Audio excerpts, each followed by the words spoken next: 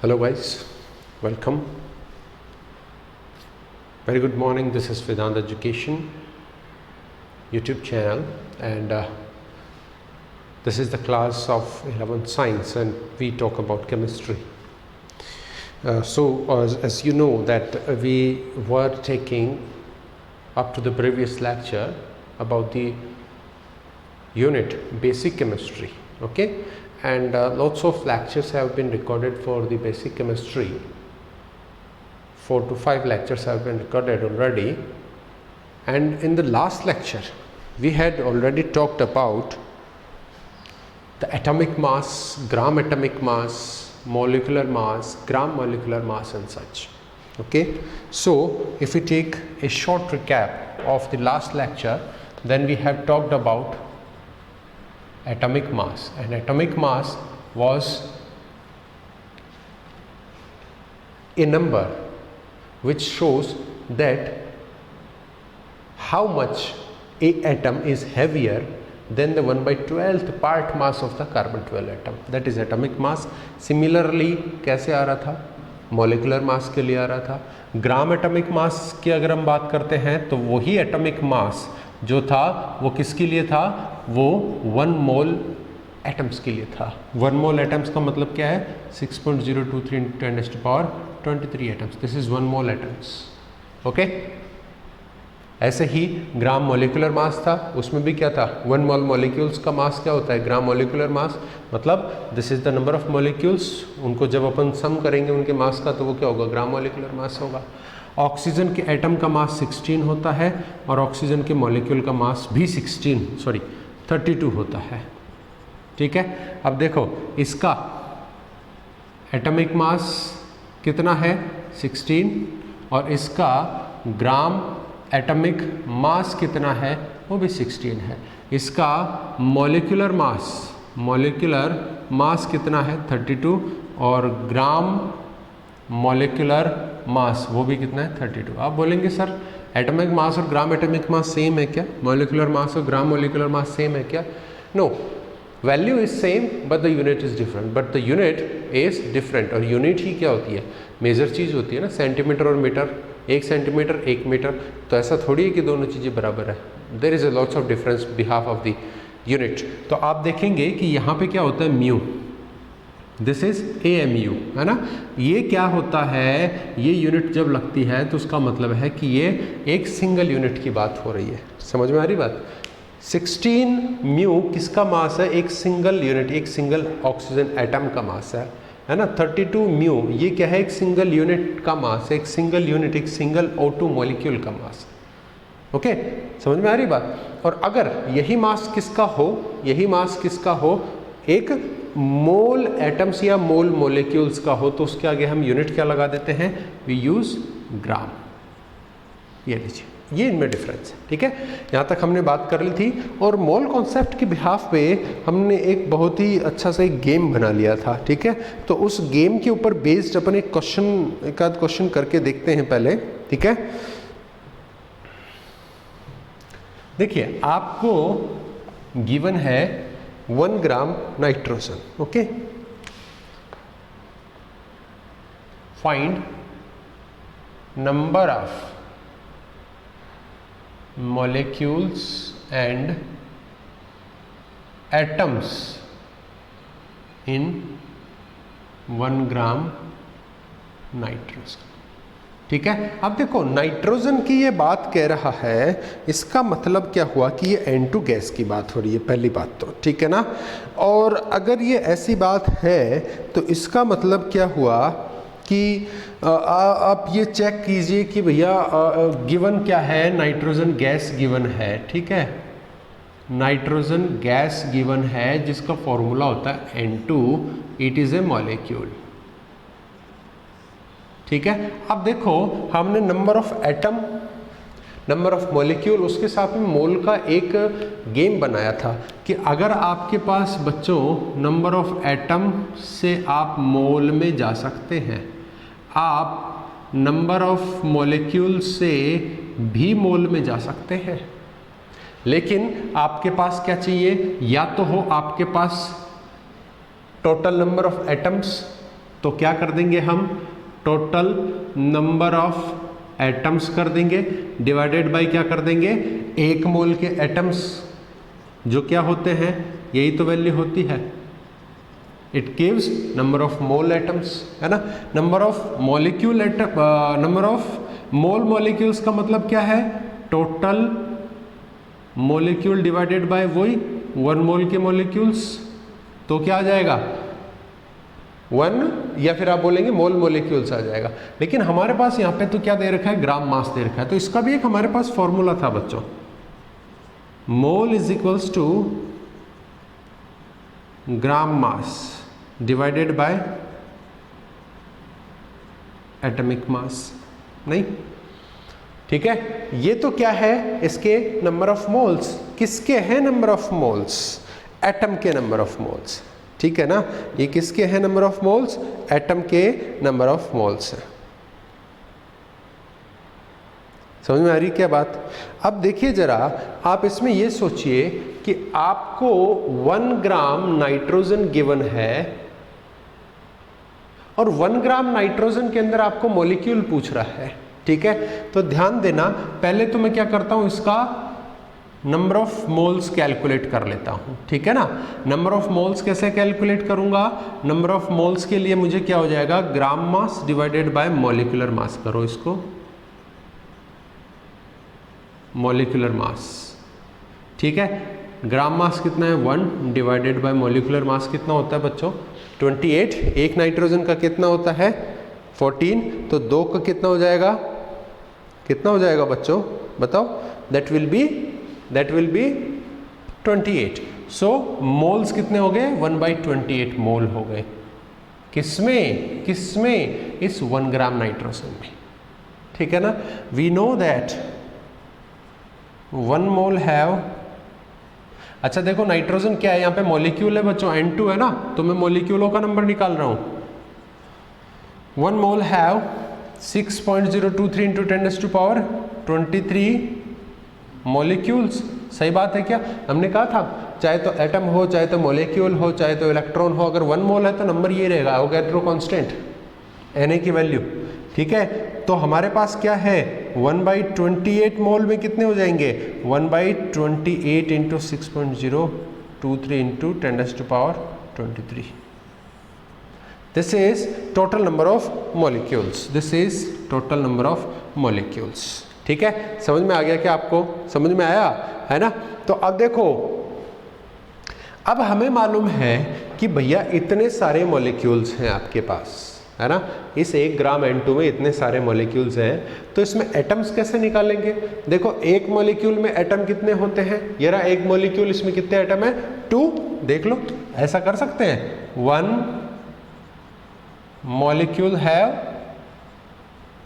Atoms, कितने 2 atom होंगे ना एक मॉलिक्यूल में, तो कितने मॉलिक्यूल है हमारे पास ये, तो इसमें कितने हो जाएंगे 2 से मल्टीप्लाई कर दूं,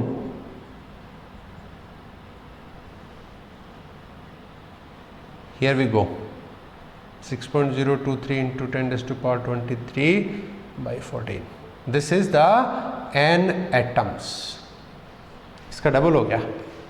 समझ में आ रही है क्या बात, ठीक है। So this is the way how can you calculate number of atoms, number of molecules, mole of atoms, mole of molecule, जो गेम मैंने आपको बताया था। सिमिलरली इसी चीज़ को आप क्या कर सकते हैं, किसी भी वॉल्यूम के लिए भी यूटिलाइज कर सकते हैं, ठीक है ना। तो इसी टाइप के क्वेश्चंस इसके अंदर पूछे जाते हैं and you have to be aware about these questions. और जो गेम मैंने आपको बताया था, ग्राम मास अगर दिया हो तो उसको हम किस में कन्वर्ट करना चाहते हैं, उसको नंबर ऑफ मोल में कन्वर्ट करना चाहते हैं। वी हैड अ गेम, ठीक है। अगर हमारे पास क्या गिवन हो, अगर मोलर मास, मॉलिक्यूल का मास गिवन हो तो हम उसको क्या कर सकते हैं, उसके भी मोल्स निकाल सकते हैं। अगर हमारे पास नंबर ऑफ टोटल एटम्स दिए हो तो भी मोल्स निकाल सकते हैं। Total number of molecules given हो तो भी नंबर ऑफ मोल्स निकाल सकते हैं। वॉल्यूम ऑफ गैस गिवन हो तो भी नंबर ऑफ मोल्स निकाल सकते हैं। This is all about the game which can be inter converted to the moles, okay. तो ये प्रीवियस क्लास तक था। आज का मैं नया टॉपिक ले रहा हूं which is stoichiometric based concepts. Stoichiometric based concept. बच्चों ध्यान देना एक बात पे, हमने पहले भी क्लासेस में बात की है कि स्टोइकियोमेट्री ये होती है, स्टोइकियोमेट्री इतनी है, स्टोइकियोमेट्री उतनी है। तो ये क्या चीज़ है? देखो सबसे पहले मैं इसका डेफिनेशन लिखता हूँ, फिर आपको मैं समझाता हूँ ये चीज़ क्या होती है। ठीक है, देखो it is a quantitative relation between, ये क्या है? It is a quantitative relation between the amount of reactants and products of a balanced equation। अगर आपके सामने कोई बैलेंस्ड इक्वेशन है और उसके अंदर नंबर्स लिखे हुए हैं रिएक्टेंट के, प्रोडक्ट के, वो ही क्या है? स्टोइकियोमेट्री है। देखो मैं इसमें थोड़ा सा चीज और लिखता हूं। सो the numbers of reactant and product written in equation are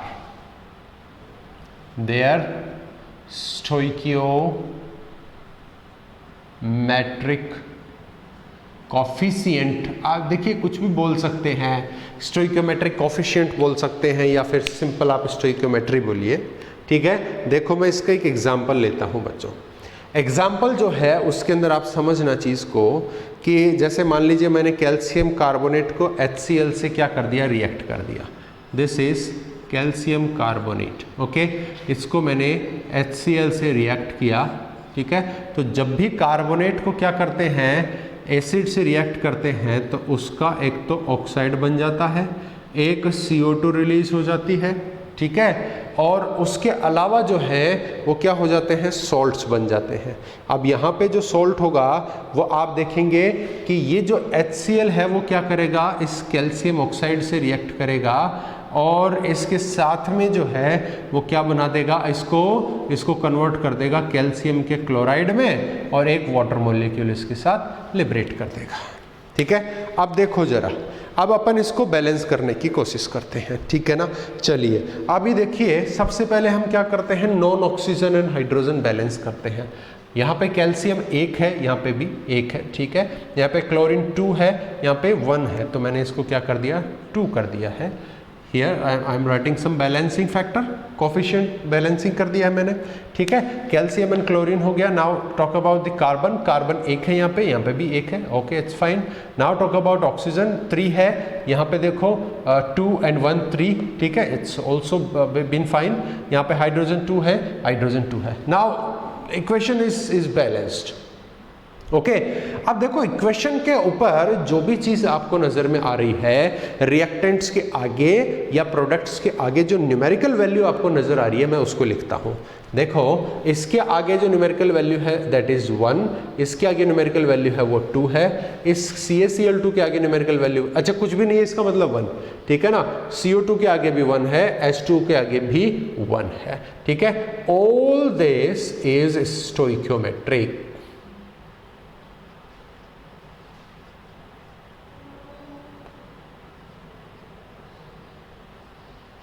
बात समझ में आ रही है कि नहीं आ रही है? ये जितने भी हमने लिखे हैं वो सब क्या होते हैं? स्टोइकियोमेट्री होते हैं। ठीक है, अच्छा अब यहाँ पे एक चीज पे गौर कर लेना बच्चों कि ये जो स्टोइकियोमेट्री होती है उसको हम किस में डिनोट करते हैं? This stoichiometry is denoted in moles, molecules and liter volume etc. देखिए बात समझ में आ रही है आपको कि ये जो कॉफिशिएंट हमने बताए हैं भैया इस बैलेंस्ड रिएक्शन में, ये जो कॉफिशिएंट हैं ये हम किस में लिखेंगे? ये हो सकता है कि मोल्स में लिखे हो, ये हो सकता है कि आपको मॉलिक्यूल नंबर ऑफ मॉलिक्यूल्स में लिखा हो सकता है लीटर में लिखा हो। ठीक है, चलिए अभी जो हमने कॉफिशिएंट लिखते हैं उनको चेक करते हैं कि वो किस में लिखे हुए हैं, उसका क्या अर्थ हमें समझ में आता है। देखिए अब जैसे आप ये कहते हैं कि भैया मॉलिक्यूल मानेंगे हम तो इसको, ठीक है कोई प्रॉब्लम नहीं है। This is one molecule of calcium carbonate reacts with two molecules of the HCl, gives provides product calcium chloride one molecule, CO2 one molecule and H2O one molecule. It's also fine. आप volume में नहीं बोल सकते because it's a solid and calcium chloride it's also a solid. ठीक है, बाकी को volume में आप बोल सकते हो लेकिन इनको नहीं बोल सकते। सो वॉल्यूम वाला केस यहाँ पे खत्म हो गया। मॉलिक्यूल हम अप्लाई कर रहे हैं जो अप्लाई हो रहा है। ठीक है, और एक इसमें आप मोल भी अप्लाई कर सकते हैं। तो जहां कुछ भी समझ में नहीं आए पुट द मोल्स। ठीक है, so here it is 1 mole of calcium carbonate reacts with 2 moles of HCl and gives 1 mole of calcium chloride, 1 mole of CO2 and 1 mole of H2O. So this is the stoichiometry you see here.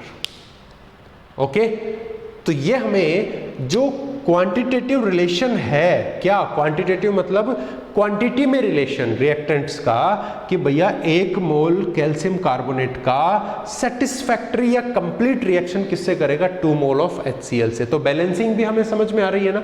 आप यहाँ पे 1 मोल भी लिख सकते थे लेकिन उसमें ये 1 मोल पूरा कंज्यूम नहीं होता क्योंकि इसको पूरा कंज्यूम होने के लिए 2 मोल HCl चाहिए। तो बैलेंसिंग रिएक्शन जो है उसके अंदर हमें स्टोइकियोमेट्री देखनी है। बात आपको समझ में आ रही है क्या? ठीक है, it means here 1 mole calcium carbonate react with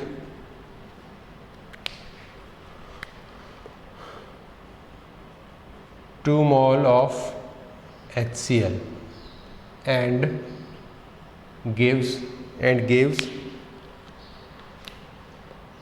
1 mole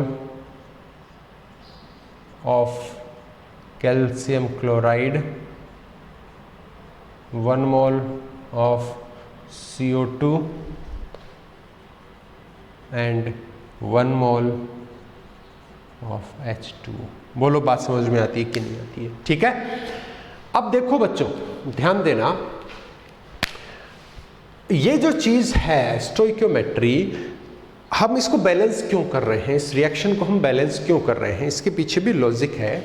क्योंकि इस रिएक्शन को बैलेंस करने के बाद ये स्टोइकियोमेट्रिक कोफिशिएंट जनरेट होता है। That means we have to understand it also. हमें ये भी जानना चाहिए कि भैया हमने बैलेंस क्यों किया है।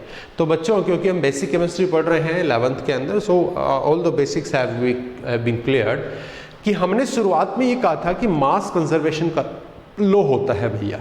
ठीक है, मास कंजर्वेशन का लॉ क्या कहता है कि किसी भी रिएक्शन के अंदर जो मास आपने प्रोवाइड कराया है as a reactant, that mass will be obtained back in the form of product. ठीक है, समझ में आ रही है बात, कि जितना मास आपने रिएक्टेंट की फॉर्म में प्रोवाइड कराया है उतना ही आपको प्रोडक्ट की फॉर्म में वापस मिलना चाहिए। और अगर रिएक्शन में नहीं मिल रहा है इसका मतलब वो बैलेंस नहीं है। Try to balance that out. Balance किया और मिल रहा है ऐसा, आप देख लीजिए। मास के फॉर्म में देखते हैं, देखिए मैं कुछ यहाँ लिखता हूँ, एक और चीज आप देखना। सो स्टोइकियोमेट्री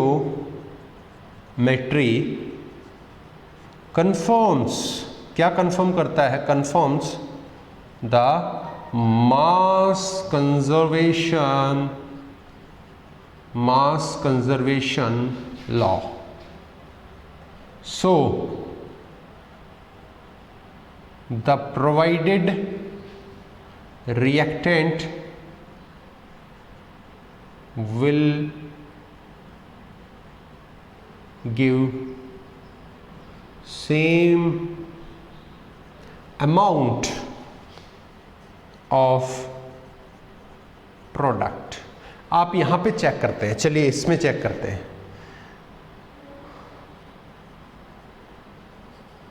अमाउंट ऑफ कैल्शियम। देखो बच्चों, कैल्शियम कितना है, ये पूरा मॉलिक्यूल कितना है, कैल्शियम कार्बोनेट कितना है, 1 मोल है कि नहीं है, मुझे ये बताइए कितना है, 1 मोल है, ठीक है। अब आप ये कहेंगे कि भैया ये 1 मोल है अगर कैल्शियम, तो इसका टोटल मास कितना होगा, अमाउंट कितना होगा, तो जितना इसका एटॉमिक मास है या मोलर मास है वही क्या है, इस 1 मोल, मतलब 1 मोल में मास कितना होता है, दैट इज 40 ग्राम। देखो मोल है इसलिए मैंने ग्राम यूनिट लगा दी है। ओके, कैल्शियम के लिए कैल्शियम कितना है बच्चों, amount of calcium we find is 40 gram. चलिए कार्बन को देखते हैं, क्या यहाँ पे कार्बन और भी एक है इसके अलावा, नहीं है।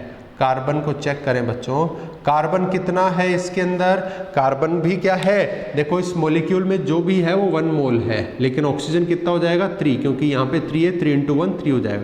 कार्बन भी कितना है 1 mole, yes, let us talk about, इसके 1 मोल में मास होता है 12 ग्राम। ठीक है, मैं रिएक्टेंट में चेक कर रहा हूँ, अमाउंट ऑफ रिएक्टेंट, ठीक है। इसके बाद में देखिए, बाद में क्या बच गया हमारे पास, मैं ऑक्सीजन की बात कर लेता हूँ, ऑक्सीजन की मैं बात कर रहा हूँ, तो एक ऑक्सीजन का एटॉमिक मास कितना होता है बच्चों, 16 ना, तो ये यहाँ पे कितने मोल ऑक्सीजन हो गए हैं बच्चों, बताओ कितने मोल ऑक्सीजन है, 3 मोल्स हो गए ना, तो 3 × 16 हो जाएगा, 3 × 16 कितना हो जाएगा, 48 ग्राम्स। ठीक है, बात आपको समझ में आ रही होगी। रिएक्टेंट में और कौन बच गया, हाइड्रोजन, हाइड्रोजन कितना मोल है, 2 मोल है, और 1 मोल में 1 होता है तो 2 ग्राम हो गया हाइड्रोजन, ठीक है ना। इसके अलावा देखो फिर क्या है, Cl है, Cl कितने मोल है, Cl कितने मोल है, 2 मोल है, 1 में कितना होता है 35.5, तो कितना हो गया 71 ग्राम। ये तो हो गए हमारे अमाउंट ऑफ रिएक्टेंट। अब अपन चेक करते हैं इन सभी का अमाउंट किसमें, प्रोडक्ट में, ठीक है। फिर अगर सेम आता है सबका अमाउंट तब तो बात सही है कि मास कंजर्व्ड है, और नहीं आता है इसका मतलब रिएक्शन बैलेंस्ड नहीं है, स्टोइकियोमेट्री को चेंज करना पड़ेगा। ओके, देखो अमाउंट ऑफ प्रोडक्ट वही कैल्शियम है, देखो सबसे पहले कैल्शियम, कैल्शियम कितना है 1 मोल है, 1 मोल में कितना था 40 ग्राम था, तो ठीक है भैया कैल्शियम तो उतना का उतना हमारे पास है। Cl देखो कितना मोल है, यहाँ पे 2 लिखा है ना, 2 × 1 तो 2 मोल है, 1 में कितना होता है 35.5, तो 71 gram again, yes it is also balanced, ठीक है। इसके अलावा देखो कार्बन है, कार्बन कितने मोल है बच्चों, कार्बन 1 मोल है और 1 मोल में 12 ग्राम होता है, यस कार्बन भी सेम आ रहा है, ठीक है ना। फिर मैं बात करता हूँ ऑक्सीजन की, देखो यहाँ पे 2 है, 2 × 1 तो कितना हो गया 2 मोल तो CO2 में हो गया, और 1 मोल किसमें है हाइड्रोजन में, तो कितना हो गया 3 मोल, और 1 का होता है 16 तो कितना हो गया 48 grams, yes oxygen is also 48 grams. इसके बाद में हमारे पास क्या बच रहा है, कार्बन, हाइड्रोजन बच रहा है, हाइड्रोजन, हाइड्रोजन कितना मोल है, देखो 2 × 1 2, तो 1 मोल 1 मोल कंटेंस 1 ग्राम, तो 2 मोल में कितना हो जाएगा 2 ग्राम। देख लो सभी का मास क्या आ रहा है, सेम आ रहा है, hence this is the final stoichiometry, this is the final balanced equation, and now this equation is following the mass conservation law, law of mass conservation. Hopefully आपको ये पूरा समझ में आ गया होगा। ओके, अब देखो जो स्टोइकियोमेट्रिक कॉन्सेप्ट है या कैलकुलेशंस हैं, प्रॉब्लम्स हैं, उनके अंदर क्या क्या चीज़ें होती हैं, मास मास का रिलेशन हो सकता है, मास वॉल्यूम का रिलेशन हो सकता है, और वॉल्यूम वॉल्यूम का रिलेशन हो सकता है। Here I am writing something, मैं यहाँ लिख रहा हूँ, आप देखिएगा, देखिए stoichiometry can have mass relation, mass volume relation, and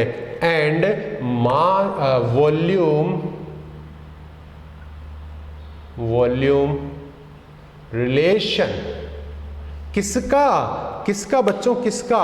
of the reactant and product, of reactant and product. ठीक है, अब देखो अगर ऐसा है तो मैं तीनों का एक छोटा छोटा एग्जाम्पल आपको मैं बता दूं, उससे आपको समझ में आ जाएगा। ठीक है ना, देखो अगर आपको ये कहता है कि भैया reduction of 1 kilogram of Fe2O3, अगर मुझे Fe2O3 का 1 किलोग्राम का रिडक्शन करना है, ठीक है ना, पहला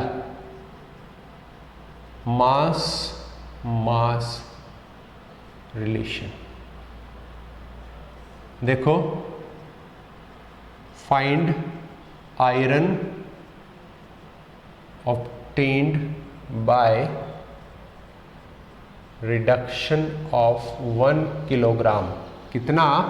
1 किलोग्राम Fe2O3। अब जरा देखो ये रिएक्शन कहता है कि भैया Fe2O3 का आपको रिडक्शन करना है, ठीक है, और रिडक्शन में क्या करते हैं, हाइड्रोजन ऐड कर देते हैं। ठीक है ना, क्या बनेगा, Fe+H2O बन जाएगा। अब यहां पे आपको ये कह रहा है कि अगर Fe2O3 आपको कितना दे देता, 1 किलोग्राम दे देता, then how could you balance it out? तो आपको सबसे पहले स्टोइकियोमेट्री चेक करनी पड़ेगी बच्चों। स्टोइकियोमेट्री चेक करने के लिए आप आयरन को बैलेंस कीजिए। आयरन इधर 2 है, इधर 1 है, तो मैंने यहाँ पे लगाया 2, ठीक है, 2, ठीक है ना, आयरन बैलेंस हो गया। फिर उसके बाद में ऑक्सीजन, इधर कितने हैं 3, इधर कितना है ये 1, तो मैंने इसको 3 से मल्टीप्लाई कर दिया, ऑक्सीजन इज बैलेंस नाउ। और इसके बाद में देखो हाइड्रोजन इधर कितने हो गए, 3 2 6, और इधर कितने हैं 2, तो यहाँ पे भी क्या हो गया 3 2 6। नाउ अब इसमें आप क्या करेंगे, पहले स्टोइकियोमेट्री निकालिए। स्टोइकियोमेट्री इसकी हो गई 2, इसकी हो गई 3, इसकी हो गई 3 और इसकी हो गई 1। This is stoichiometry. Okay, getting the point. अब देखिए जरा, अब हमें क्वेश्चन को समझिए कि आयरन मिल रहा है, यस ये आयरन मिल रहा है, रिडक्शन कर रहे हैं किसका, Fe2O3 का। हाइड्रोजन जोड़ना मतलब रिडक्शन होता है, ठीक है, रिमूवल ऑफ ऑक्सीजन और एडिशन ऑफ हाइड्रोजन रिडक्शन कहलाता है। यहां से ऑक्सीजन रिमूव होकर के ये बच के मतलब रिडक्शन हो गया। तो देखो अब मुझे ये बताना है कि भैया ये Fe कितना है। तो सबसे पहले क्या करना होता है आपको, जो बैलेंस्ड इक्वेशन है ना, उस इक्वेशन में चेक करो कि कितने से कितना बन रहा है। अगर मुझे ये कहा जाए कि भैया स्टोइकियोमेट्री मोल्स में पुट कीजिए, तो मैं क्या कहूँगा कि 1 मोल Fe2O3 का रिडक्शन मैं करता हूँ, तो इससे अब मुझे कोई ज़्यादा मतलब नहीं है, मुझे मतलब है Fe और इससे। मैं यहाँ पे कह रहा हूँ कि 1 मोल अगर Fe2O3 को रिड्यूस करता हूँ तो Fe कितना मिल रहा है, 2 मोल मिल रहा है। तो मैं ये लिख रहा हूँ here 2 mole Fe is obtained by reduction of 1 mole of Fe2O3। ये बात तो हमें समझ में आ गई कि बैलेंस इक्वेशन ये कहती है कि अगर आपने Fe2O3 1 मोल लिया होता बच्चों, तो कितना मिलता, Fe 2 मोल मिल जाता। ये बात आपको समझ में आनी चाहिए, ठीक है। क्या समझ में आनी चाहिए कि हमारे पास में समझिएगा, हमारे पास में अगर मैं Fe2O3 कितना लेता 1 मोल, तो Fe कितना मिलता 2 मोल। ये 1 मोल लेता तो ये 2 मोल मिलता, लेकिन लिया कितना है, 1 किलोग्राम लिया है। अरे भैया किलोग्राम, यह तो मोल की बात हो रही है, तो इस किलोग्राम को पहले मोल में कन्वर्ट कर लेते हैं, ठीक है। Number of moles of Fe2O3 कैसे निकालते हैं, gram mass divided by atomic mass, या यहां पे तो क्या करना है, हमें मोलर मास करना है ना, क्योंकि मॉलिक्यूल है। ग्राम मास कितने, 1 किलोग्राम। अरे 1 किलोग्राम तो किलोग्राम है, ये तो मास तो किलोग्राम यूनिट है, ग्राम मास ये तो इसको ग्राम में कन्वर्ट कर लिया, ठीक है। 1000 ग्राम, इसका मोलर मास होता है 160। बात समझ में आ गई क्या? ये है इसके टोटल नंबर ऑफ मोल्स। क्या है टोटल नंबर ऑफ मोल्स? किसके अंदर है ये नंबर ऑफ मोल्स, किसके है ये नंबर ऑफ मोल्स? इस Fe2O3 के। अब देखो बच्चों, अगर हमें मालूम है, वी नो दैट Fe2O3 का 1 मोल Fe के कितने मोल दे देता है? 2 मोल। तो 1 मोल Fe2O3 क्या देता है? Gives 2 mole of Fe। Yes, simple. तो इसीलिए इसका 1000 divided by 160 moles of Fe2O3 कितना दे देगा? अरे मल्टीप्लाई कर दो ना बच्चों, ये लो, कितना हो गया?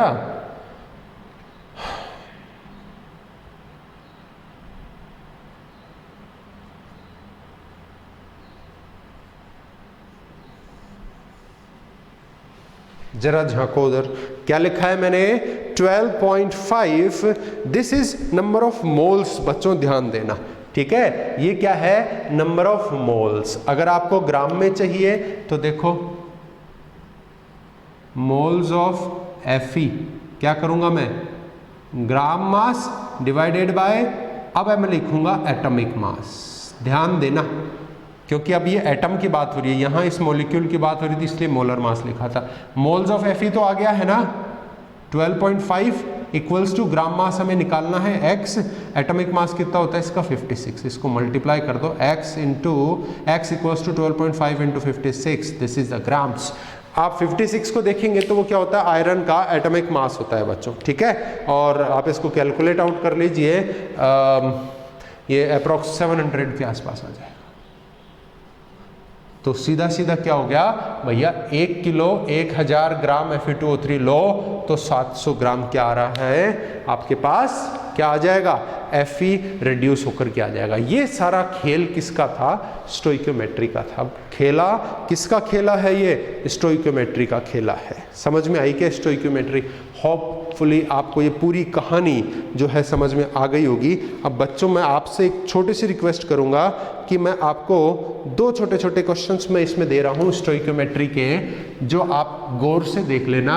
एक तो मैं दूंगा आपको, मैंने किसका करा दिया है? मास मास रिलेशन का करा दिया, तो मास वॉल्यूम का दूंगा और एक वॉल्यूम वॉल्यूम का दूंगा, ठीक है? वो आपको सेम इसी पैटर्न से करना है। ओके, देखो, पहला मैं दे रहा हूं आपको क्वेश्चन, दे रहा हूं मैं मास वॉल्यूम का रिलेशन दे रहा हूं। मास वॉल्यूम रिलेशन, ठीक है? क्या कहता है? मैं एक क्वेश्चन दे रहा हूं, at 100 degree Celsius complete combustion of ethane, complete combustion of 3 gram ethane at 100 degree Celsius क्या देता है?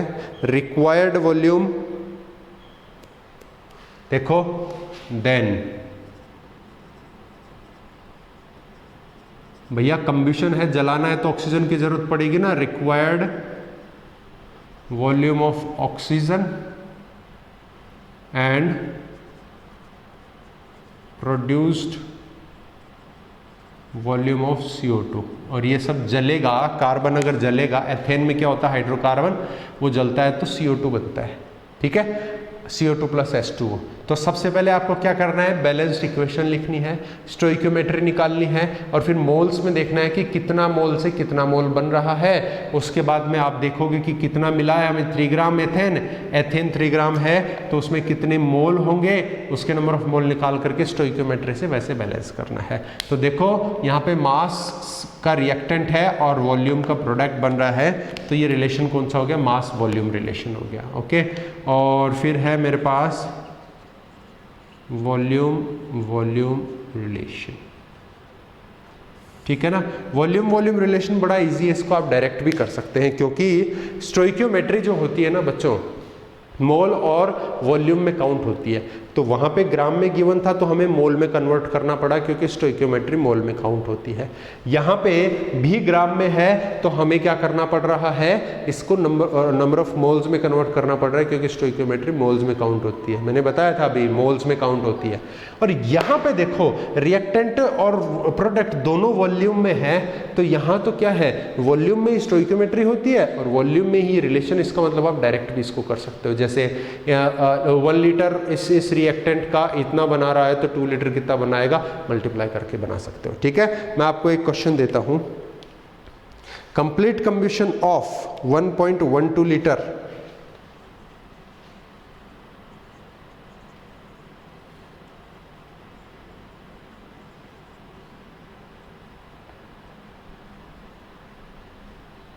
फॉर्मूले तो आते होंगे ना आपको, ब्यूटेन वगैरह इनके फॉर्मूले है ना, 10th में पढ़ के आए होंगे आप। कितना H2O और CO2 बनेगा? Produced H2O volume how much, produced CO2 volume how much, ये आपको पता करना है। यहाँ पे आप डायरेक्ट कर सकते हो, नंबर ऑफ मोल्स में जाने की आवश्यकता नहीं है। बैलेंस्ड इक्वेशन बनाओ, स्टोइकियोमेट्री निकालो और स्टोइकियोमेट्री को किस में ले लो, लीटर में ले लो और फिर उसी से आप बनने वाले प्रोड्यूस होने वाले H2O और CO2 का वॉल्यूम निकाल लो। ठीक है, समझ में आ गई क्या बात? ठीक है ना। So this is the way how you can calculate all these things. ये तीनों रिलेशन आप स्टोइकियोमेट्री के पता कर सकते हैं। ठीक है, चले बढ़े आगे। अब चलो बच्चों नेक्स्ट टॉपिक देखते हैं। इसके अंदर आज की क्लास का नेक्स्ट टॉपिक लेते हैं। ये पॉज करके उतार लेना बच्चों, ऐसे मत रोने लग जाना कि सर मिटान दिया। अब कहाँ से उतारे, नहीं रोना है। ठीक है, नेक्स्ट देखिए, नेक्स्ट है लिमिटिंग रिएजेंट। देखो लिमिटिंग रिएजेंट का मतलब क्या है, पहले मैं इसकी डेफिनेशन लिखता हूं फिर उसके बाद मैं आपको समझाऊंगा। ठीक है, देखो अगर कोई भी रिएक्शन हो रही है तो उसमें कंजप्शन किसका होता है, रिएक्टेंट का, और प्रोडक्शन किसका होता है, प्रोडक्ट का। ठीक है, तो उसके अंदर हम एक चीज नोट कर सकते हैं कि पूरी रिएक्शन में कोई एक रिएक्टेंट क्या होगा, पूरी तरीके से कंज्यूम हो चला जाता है। ठीक है ना, एक रिएक्टेंट क्या होगा, पूरी तरीके से कंज्यूम हो जाएगा। ठीक है ना, तो उसी के बिहाफ पे हम इसकी डेफिनेशन देते हैं कि भैया लिमिटिंग रिएजेंट कौन होता है, the reagent in reaction which is completely consumed is known as limiting reagent, LR। ठीक है, इसका मतलब क्या हुआ कि भैया रिएक्शन में आपने A और B की रिएक्शन करा करके C और D बनाया, तो A और B में से जो पहले कंज्यूम होगा वो लिमिटिंग रिएजेंट कहलाएगा। फॉर एन एग्जांपल मैं आपके सामने एक रिएक्शन लिखता हूं, A और B, C और D। Example A plus B की रिएक्शन हुई, C और D का फॉर्मेशन हुआ। यहाँ पे बैलेंसिंग हम हमारे हिसाब से कर लेते हैं। ठीक है, बैलेंसिंग है इसकी 1 mole of this, 2 mole of this, 1 mole of this, 2 mole of this, इस टाइप की इसकी बैलेंसिंग है। ठीक है, तो देखो स्टोइकियोमेट्री निकाल लें इसमें। सबसे पहले हम देखो इसमें क्या है, 1 मोल, इसमें क्या है 2 मोल, इसमें क्या है 1 मोल, इसका क्या है 2 मोल। ऑल दीज आर स्टोइकियोमेट्री, ये सभी क्या है, स्टोइकियोमेट्री है। तो ये स्टोइकियोमेट्री क्या कह रहा है, देखो बच्चों स्टोइकियोमेट्री क्या कह रहा है कि 1 mole of A reacts with 2 mole of B gives 1 mole of C and 2 mole of D। ये है बैलेंस्ड इक्वेशन आपके पास में। अब मैं कहता हूं कि अगर आपको गिवन है, गिवन वैल्यू क्या है कि आपको 3 मोल किसके गिवन है, A के, 9 मोल आपको गिवन है किसके, B के, और अब देखिए इसके 1 मोल से ये 1 मोल, तो ये 3 मोल बन जाएगा और ये कितना होगा 6 मोल्स। बन जाएगा। ये आपको पूरा बैलेंस दे रखा है इसके अंदर कि भैया ये रिएक्शन हो रही है, ये गिवन है। अब इसमें आपको बताना है कि लिमिटिंग रिएजेंट कौन है, ठीक है। तो लिमिटिंग रिएजेंट को समझने से पहले मैं आपको एक बेसिक एग्जांपल दे करके समझाता हूँ। बहुत सिंपल है, बिल्कुल जिसको कहते हैं ना कि दिमाग से पैदल बोलते हैं ना, जिसको उसको भी समझ में आ जाए, इतनी सिंपल लैंग्वेज में अपन बात करेंगे, ठीक है। बात करें, देखो आपको लिमिटिंग रिएजेंट का मतलब है लिमिट करने वाला, किसी भी चीज को जो हो रहा है प्रोसेस उसको लिमिट कर देने वाला, रोक देने वाला, उसको बोलते हैं लिमिटिंग रिएजेंट। दो आपस में रिएजेंट रिएक्ट कर रहे हैं तो उनमें से किसी एक की वजह से रिएक्शन रुक जाएगी, दोनों की वजह से नहीं होता ऐसा। और उसका पता कहां से चलता है? हमें स्टोइकियोमेट्री से चलता है। तो पता करें वो चीज, जैसे मान लो हम रोटी और सब्जी, ये दो चीज है, रोटी को सब्जी से लगा लगा करके खा रहे हैं। अगर सब्जी खत्म हो गई तो फिर रोटी आगे नहीं खा पाएंगे, रोटी बच जाएगी और रोटी खाने का प्रोसेस रुक गया। सब्जी बहुत ज्यादा है, रोटी थोड़ी सी थी, रोटी खत्म हो गई, खाने का प्रोसेस फिर रुक गया। तो जब सब्जी पहले खत्म हुई पूरी तरीके से और प्रोसेस रुक गया तो उस समय लिमिटिंग रिएजेंट कौन है? सब्जी। और जब रोटी पहले खत्म हो गई और खाने का प्रोसेस रुक गया तो रोटी क्या है? लिमिटिंग रिएजेंट है। तो उस खाने के प्रोसेस को रोकने वाला कौन है? एक बार सब्जी रोक रही है, एक बार रोटी रोक रही है। Suppose this is a marker, complete marker है। आपको ऐसे तो 50 कैप दे दिए और ऐसे 100 पेन्स दे दिए। कितने? ये 50 है, ये 100 है। आपको बोल रहे हैं कि ज्वाइन करो, साइड में रखो, ज्वाइन करो, साइड में रखो, आपको मजदूरी मिलेगी 1 पैसा 1 पेन का। Very good, we will start to doing this. तो आपने क्या किया? रखना शुरू किया, एक कैप ली, एक मार्कर लिया, कंप्लीट बना करके साइड में रख दिया। आपका काम कितने मार्कर बनने के बाद रुक जाएगा? 50 ना, क्योंकि कैप कितनी थी आपके पास? 50। तो आपने 50 कैप को 50 पेन्स के साथ कंप्लीट मार्कर बना करके रख दिया, काम रुक गया क्योंकि हमारी कैप खत्म हो गई है। मार्कर तो पड़े हैं अभी भी, पेन्स तो पड़े हैं, 50 पेन्स पड़े क्योंकि टोटल 100 थे। तो अब जो रह गया उसकी बात नहीं करनी, जो खत्म हो गया उसकी बात करनी है। That is the limiting reagent, जिसने इस काम को रोक दिया। तो कैप क्या है यहाँ पे? लिमिटिंग रिएजेंट है। अब यहां तो इतना कुछ हो गया। अब हम रिएक्शन की बात करते हैं कि भैया रिएक्शन जिस रिएक्टेंट के कंप्लीटली कंज्यूम होने की वजह से रुक रही है उसी को हम लिमिटिंग रिएजेंट बोलते हैं। अब यहां पे संख्या वगैरह तो हम बोलेंगे नहीं, ग्राम बोलेंगे नहीं। स्टोइकियोमेट्री कभी भी ग्राम्स में नहीं होती है, ध्यान रखना। तो जब भी कोई रिएक्शन के ऊपर लिमिटिंग रिएजेंट पूछता है तो पहले आपको उसका बैलेंस्ड फॉर्मेट चाहिए, this is the balanced format, फिर उसमें से स्टोइकियोमेट्री चाहिए। ये तो होगी रिएक्शन। अब आपको अगर केवल इसके ऊपर पूछता, ध्यान देना बच्चों, ये गिवन है ना, ये ना दिया होता और इस बैलेंस इक्वेशन पे पूछता कि भैया इसमें लिमिटिंग रिएजेंट कौन है, अभी कौन है, ठीक है। तो इसमें देखते हैं अपन, है ना, ये गिवन वैल्यू है, इसमें देखते हैं। जरा सोचिए कि 1 मोल ऑफ ए जब खत्म होता है तो बी के कितने मोल खत्म हो जाते हैं? 2। कितने? 2। अगर इन दोनों को बराबर बराबर देता, 100 मोल ऑफ ए और 100 मोल ऑफ बी पड़े होते हैं हमारे पास, तो पहले कौन खत्म होता? बी खत्म होता ना, क्योंकि इसका 1 और इसके 2, तो इसके 50 और इसके 100 खत्म, बी खत्म, तो रिएक्शन रुक जाएगी, तो बी लिमिटिंग रिएजेंट हो जाएगा। लेकिन हमें गिवन क्या है? ये, ठीक है, ठीक है। ऑन रिएक्शन क्या हो रहा है? On consumption of a rest amounts are.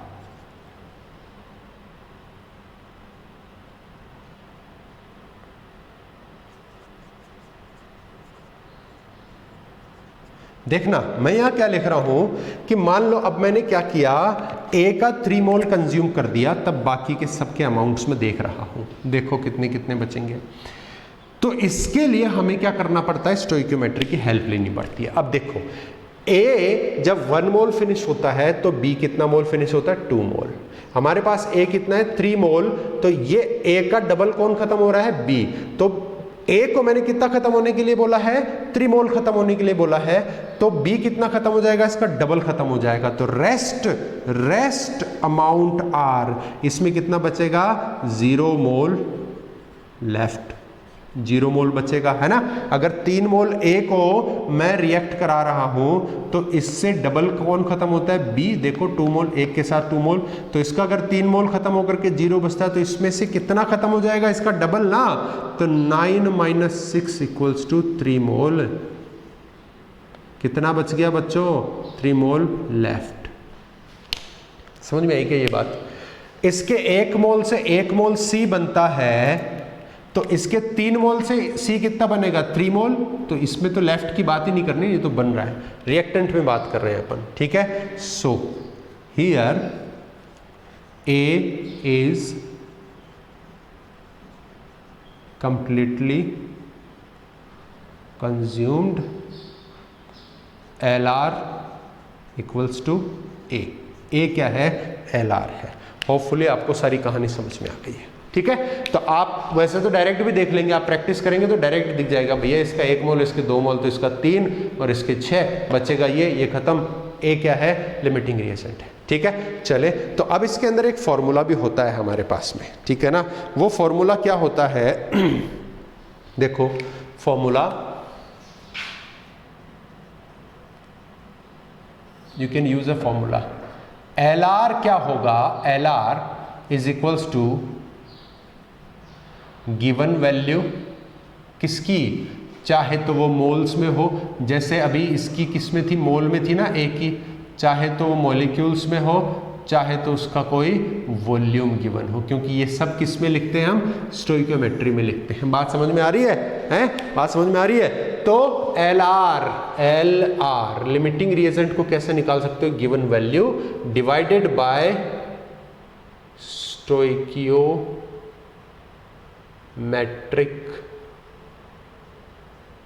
Coefficient,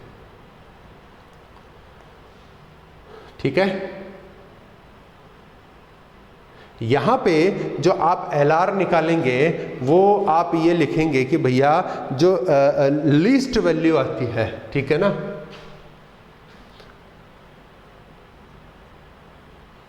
value निकालना है यहां पे, है ना। लीस्ट वैल्यू = LR, वही क्या होगा, LR होगा, जिसकी लिस्ट वैल्यू आएगी वो क्या होगा, LR होगा। ये है आपके पास में इसका फॉर्मूला, और स्टोइकियोमेट्रिक कोफिशिएंट मैंने आपको निकालना बता दिया है। So you must not be worried about it, ठीक है ना।